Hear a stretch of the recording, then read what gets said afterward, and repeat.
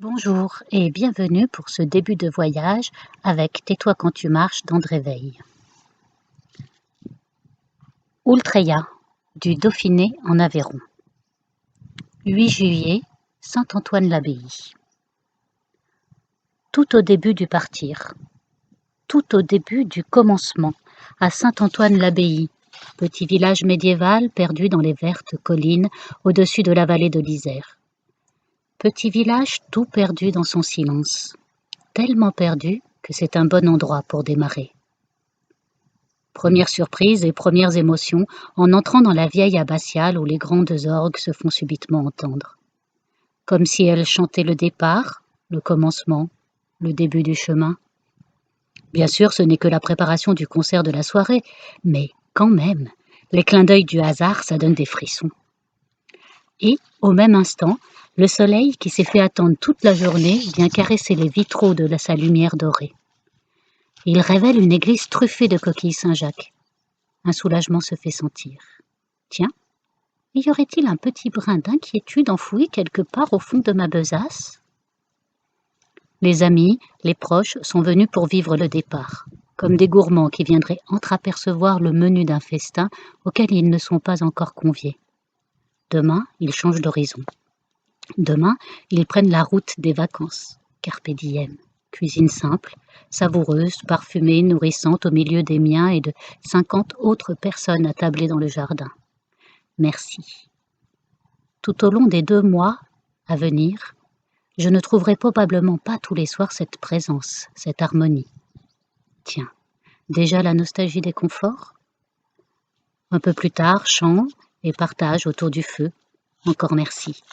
Nuit un peu agitée, avec une grande soif et des rêves de plantation d'ensemencement.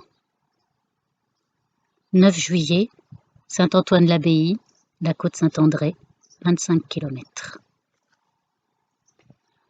Le crédential enregistre aujourd'hui son premier coup de tampon. Il s'agit d'un petit carnet de route fort pratique pour mémoriser les nuitées du voyage. Gîtes, refuges, camping, hôtels, presbytères.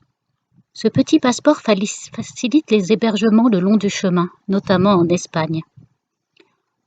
En me souhaitant bon voyage et d'un ton assez grave, Jeannette me demande de penser à la communauté de l'Arche. Quel souci contenu, quelle souffrance derrière cette demande. Impossible à savoir, et cela ne me regarde pas. Cette inquiétude va donc prendre place toute seule dans l'intimité de l'inconscient, dans cette coquine de besace, dans cet espace intime et secret qui accompagne tout un chacun au cours du chemin.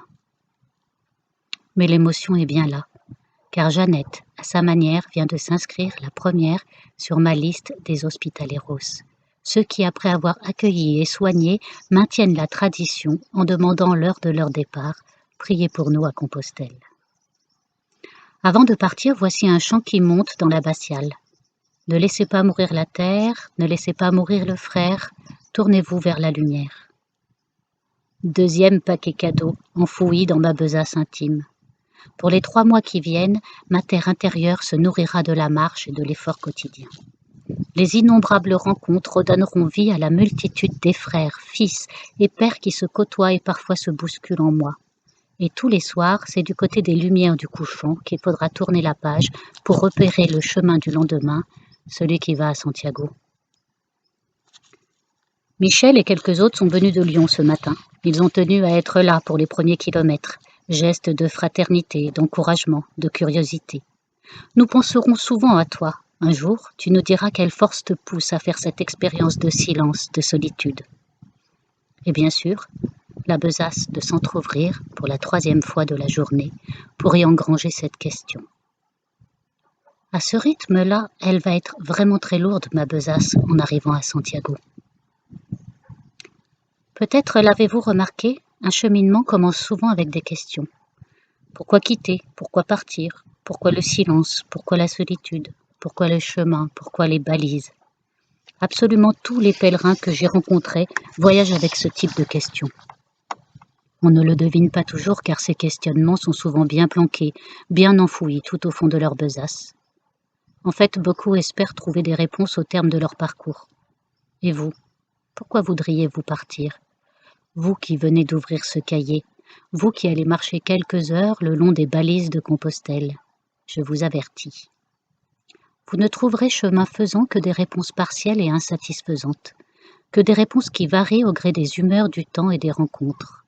Car forcément, les espaces dans lesquels les mots s'écrivent et se structurent sont trop étriqués et trop rigides pour contenir les vraies questions. Celles qui émergent dès le commencement, celles qui viennent de la vie, celles qui s'adressent à l'âme, celles qui nous font grandir. Si tant d'hommes et de femmes de toutes nationalités, de cultures et d'origines diverses ont un jour décidé de fermer la télé, les livres et les discours savants, c'est moins par besoin que par fidélité. Si tant d'hommes et de femmes cheminent si lentement, depuis si longtemps, de manière si anachronique et sans raison raisonnable, au cœur de paysages grandioses sur des chemins lourds d'histoire et de mystère, c'est que les statues, les bas-reliefs et les petites chapelles romanes sont plus aptes que tout discours à fissurer leur cœur de pierre. C'est que les mystères et les légendes des pays traversés sont plus porteurs de vie que toutes les vérités qui leur ont été enseignées. C'est que les odeurs de terre mouillée, les chants d'oiseaux et la fraîcheur des fontaines s'offrent à chacun sans discrimination, sans contrepartie.